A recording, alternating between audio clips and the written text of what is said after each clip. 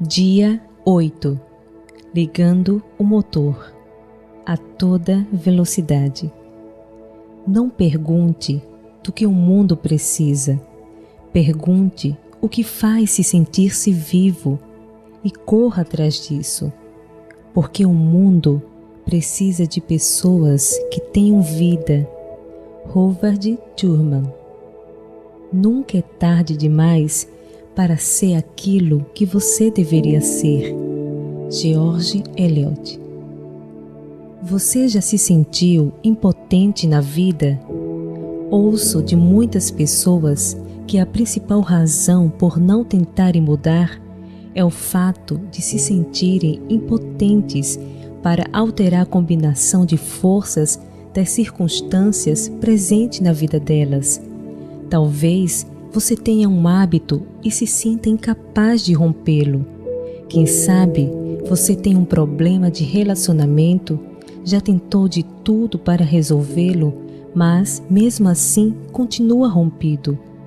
Pode ser uma questão profissional que está minando sua energia e criatividade e você não consegue enxergar a solução. Pode ser que sua agenda esteja sobrecarregada, sua caixa de entrada de e-mails esteja transbordando e você se sinta completamente exaurido e estressado. Suas baterias emocionais estão descarregadas e sua energia mental se evaporou. Você não é o único. Há momentos em que todo mundo se sente impotente. Há pouco tempo, eu e minha família fomos a uma pista de motocross e ficamos admirados com todas as lombadas, curvas e zigue-zagues que vimos. Quando chegou nossa vez de entrar no circuito, recebemos instruções sobre o controle das motos. Com um grande motor de 250 cilindradas, elas têm muita potência. Então me ocorreu uma ideia. E se eu simplesmente empurrasse a motocicleta por todo o circuito? Suponha que eu nunca ligasse o motor, que nunca usasse sua potência, mas simplesmente empurrasse a motocicleta para todas as ladeiras e curvas fechadas. Isso seria loucura, não é? Contudo, é dessa maneira que muitas pessoas enfrentam a vida. Ocorre uma transformação fundamental quando percebemos que temos todo o poder de Deus à nossa disposição. Seu ilimitado estoque de força dá o vigor de que precisamos para colocar a vida em movimento. Temos os cavalos de força de Deus para nos ajudar, restabelecer nosso casamento, restaurar nossas finanças, salvar nossa família, intervir em nosso local de trabalho e resgatar nossa vida. Seu poder está à disposição para nos ajudar a ter vida para a qual Ele nos criou. Mas, na maior parte do tempo, vivemos apenas com nossa força. Tentamos subir as ladeiras e atacar os problemas sem a força necessária para terminar a corrida. As pessoas que estão numa fase final da vida são forçadas a reconhecer sua impotência e limitações. Quanto mais fracas ficam, mais precisam depender dos outros para cuidar delas. Em certo momento, percebem que grande parte da vida está fora de seu controle. Por fim, são forçadas a se voltar para Deus. A ironia é que quando finalmente param de lutar e confiam na força do Senhor, descobrem o verdadeiro poder para viver ao máximo o restante de seus dias. O mesmo poder ilimitado está à sua disposição a todo instante. Você se sente como se estivesse empurrando uma motocicleta por uma trilha acidentada? Com um motor poderoso, tudo o que você tem de fazer é ligá-lo e usar o poder de Deus para a sua vida. Paulo diz em Efésios 1, 19 e 20: Oro para que vocês comecem a compreender como é incrivelmente grande o poder para ajudar aqueles que creem nele. Foi esse mesmo grandioso poder que levantou Cristo dentre os mortos. Deus lhe dará o poder de que você precisa para o estilo de vida de um mês para viver. Acidentes violentos. A vida é muito semelhante ao motocross. Mudanças de trajeto e curvas fechadas, rotas esburacadas e sulcos profundos. Aparece um trecho de terreno plano, mas, cuidado, logo surge outra curva. No motocross, as lombadas e ondulações são chamadas de whoops, mas qual é o tamanho delas? Trata-se de irregularidades da pista que causam batidas e arranhões esperados como parte da diversão. Também existem as colisões. Quando um piloto de motocross entra numa curva, inclina-se demais e derrapa. É um low side crash. Mas quando ele entra numa curva e gira no sentido horizontal, lançado para o lado de fora da curva, é um high side crash. Esse tipo de acidente, em geral, é muito mais violento por causa da ação da força G e pode acabar com a carreira ou a vida do piloto. Todos nós derrapamos algumas vezes na pista da vida. A questão não é se vamos bater, mas quando vamos bater. É simplesmente parte da vida. O bem-sucedido já fracassou muitas vezes. Enquanto trabalhava na invenção da lâmpada elétrica, Thomas Alva Edison declarou: Eu não fracassei, simplesmente descobri 10.000 maneiras de não fazer funcionar. Precisamos da mesma persistência para continuar caminhando. O maior poder de que precisamos na vida é o do recomeçar. Então, como você recomeça depois de um acidente? Como você volta à posição de largada e começa de novo na vida depois de ter falhado? Meu exemplo favorito de recuperação de um high side crash é Simão Pedro, um dos apóstolos de Jesus. Na área de acidentes, ele é o campeão. Contudo, Deus lhe deu o poder para recomeçar. Pedro tornou-se um grande campeão de Cristo, um dos maiores de todos os tempos e também um dos fundamentos da igreja. Se fizermos uma reconstituição do acidente de Pedro, 3 lições surgirão, as quais são tão relevantes para nós quanto foram para ele. Quando as forças da vida nos atingem com vigor e então batemos e caímos, é bom saber que nosso Deus é o Deus das segundas chances e que Ele nos quer dar o poder para começarmos outra vez. Não é apenas o poder para o recomeço, mas também para voltar à trilha e andar mais rápido que antes. Vale a pena refletir. Quando foi a última vez que você se envolveu num acidente sério? Como você lidou com ele? De que maneira esse impacto continuou influenciando sua vida? Como afetou seu relacionamento com aqueles a quem ama? E seu relacionamento com Deus? Lições da perda.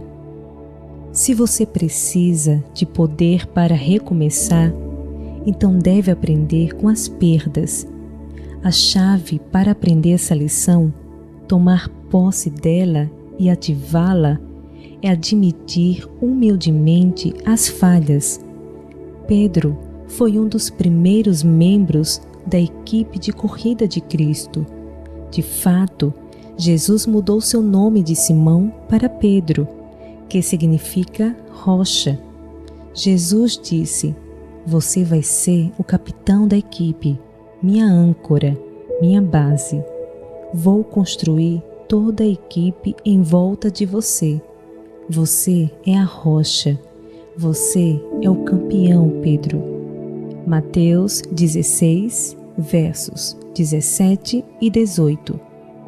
Do mesmo modo que nós muitas vezes fazemos, Pedro exagerou na confiança. Na noite em que Jesus reuniu a equipe no cenáculo, no dia anterior à grande corrida, ele os advertiu: "Essa vai ser a corrida mais difícil de sua vida. As condições do circuito serão as piores que já viram. Isso será diferente de tudo. Os saltos serão maiores, as curvas mais fechadas, e antes de tudo acabar, todos vocês vão derrapar." Mas Pedro disse: "Eu não. O Senhor não se lembra? Eu sou a rocha, sou o campeão. Não vou me acidentar. O Senhor pode contar comigo. Estarei com o Senhor até a bandeirada final. Não me importo com a altura dos saltos, não dou a mínima para as curvas fechadas. Não quero saber da condição do circuito. O Senhor pode contar comigo. Estarei ali, ao seu lado, até o fim." Mateus 26, versos 31 a 33. Mas, então, o que aconteceu? Logo que foi dada a largada, Pedro derrapou, e foi um acidente do tipo high side crash, ou seja, a queda foi muito feia. Ele não apenas falhou com seu amigo, Pedro até mesmo negou que o conhecesse. Ficou com medo, perdeu o controle e negou Jesus 3 vezes. E tudo piorou ainda mais.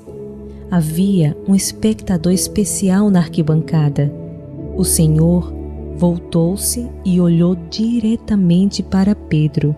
Então, Pedro se lembrou da palavra que o Senhor lhe tinha dito: "Antes que o galo cante hoje, você me negará 3 vezes." Saindo dali, chorou amargamente. Lucas 22, versos 61 e 62. Jesus não precisou dizer uma palavra sequer a Pedro.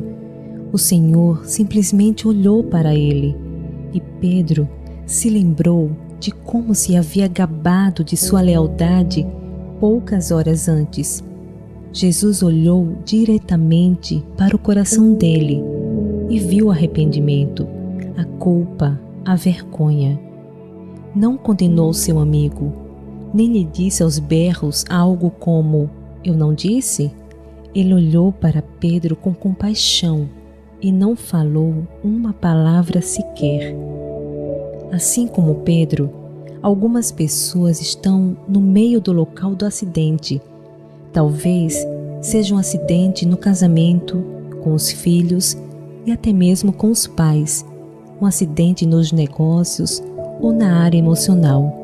Jesus não precisa dizer uma palavra sequer. Ele simplesmente olha com misericórdia direto para o coração. Ele vê a culpa, o arrependimento e a vergonha, mas ele de fato diz algo. Ele diz que por causa do poder do amor que tem por você, o fracasso nunca é final. Por causa do poder da cruz, o sacrifício final que gera poder sobre a morte, as fraquezas, os fracassos e todo o egoísmo nunca consegue manter-nos embaixo. O fracasso nunca é fatal. Temos o Deus da segunda chance. Ele deseja dar-nos o poder de começar de novo. Preciso admitir meus pecados para ser perdoado. Preciso admitir os fracassos para aprender com eles. Quem tenta esconder os seus pecados não terá sucesso na vida, mas Deus tem misericórdia de quem confessa os seus pecados e os abandona. Provérbios 28, verso 13. Quando admitimos nossos erros, recebemos outra chance. Quando assumimos a responsabilidade por nossos fracassos sem culpar outras pessoas, Deus perdoa e nos dá o poder de começar de novo. E mais, você também deve livrar-se da culpa, deixar que ela se vá. Depois que um piloto derrapa, é importante que ele volte para a motocicleta o mais rápido possível, para que supere seus medos. É a versão motocross de subir no cavalo de novo. Talvez você ache que está longe demais da trilha de Deus para a sua vida neste momento, não sendo mais possível voltar. Você cometeu muitos erros, fez várias escolhas egoístas e desapontou muitas pessoas. Sua impressão é que a corrida acabou num acidente horroroso. Tenho boas notícias para você. Prepare-se para uma corrida maravilhosa. Deus diz: vão e digam aos discípulos dele e a Pedro: ele está adiante de vocês para a Galileia. Marcos 16, verso 7. O que o anjo disse foi o seguinte: ele está vivo, ele não está aqui. Vocês precisam dizer aos discípulos que ele está vivo. E olhem, não esqueçam de Pedro. Lembre-se de que Pedro ainda faz parte do grupo. Ele ainda é um dos discípulos. Não se esqueçam dele. Jesus sabia que Pedro estava totalmente arrebentado e achava que Deus jamais o usaria outra vez. Ele acreditava que havia estragado tudo e que a corrida tinha terminado para ele. Cristo queria que ele soubesse: Pedro, eu ainda tenho uma corrida para você. Sei como está se sentindo, mas você ainda está incluído. Ainda tem um plano para a sua vida. Vou lhe dar o poder de começar de novo, de voltar e ser um grande campeão para mim. Deus lhe diz a mesma coisa hoje. Não me esqueci de você. Tenho uma grande corrida para você. Levante-se e vamos em frente. Vale a pena refletir. Qual foi a lição mais difícil que você aprendeu com algum acidente da vida? De que maneira o aprendizado dessa lição fortaleceu seu caráter e sua fé? O poder da negação. Depois de aprender com suas perdas e livrar-se da culpa, o passo seguinte de Pedro foi render-se à força de Deus. É como se Pedro tivesse percebido que estava usando combustível errado, algo que agravou o problema de seu motor e gerou aquele acidente terrível. Assim como Pedro, para recomeçar, precisamos render-nos ao poder de Deus, mas render-se significa abrir mão, entregar-nos à maneira dele fazer as coisas.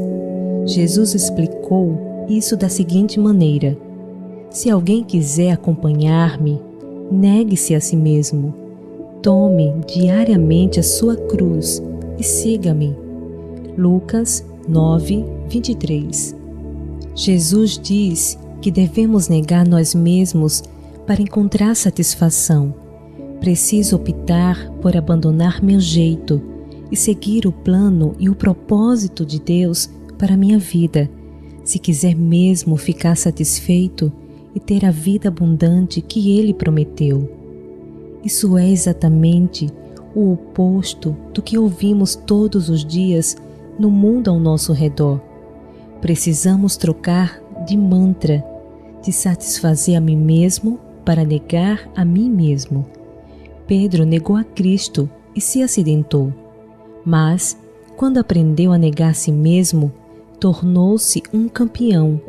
Você entende a relação? A cada dia, chego a um ponto no qual percebo que não consigo prosseguir. Vejo-me querendo educar meus filhos, mas sinto-me cansado, sinto-me egoísta. Quero ser um cônjuge melhor, mas não tenho o amor necessário. Quero fazer diferença no trabalho, mas não tenho nenhum vigor. Todos os dias chego a um ponto em que caio no chão e digo: Deus, não consigo fazer isso. Desisto. E Deus diz: finalmente, tenho esperado muito por isso. Agora posso envolver-me e dar-lhe meu poder e minha força. Quando nos entregamos a Deus como a fonte de todo poder na vida, assistimos aos resultados que jamais podemos alcançar sozinhos. Não importa o quanto nos esforcemos, vamos fracassar sempre em nossas tentativas de mudar, se fizermos tudo por nossa conta, sozinhos. Deus tem muito mais recurso à nossa disposição, combustível ilimitado, num circuito incrível que nem podemos imaginar. É o plano que Deus tem para você, a corrida que Ele traçou para você.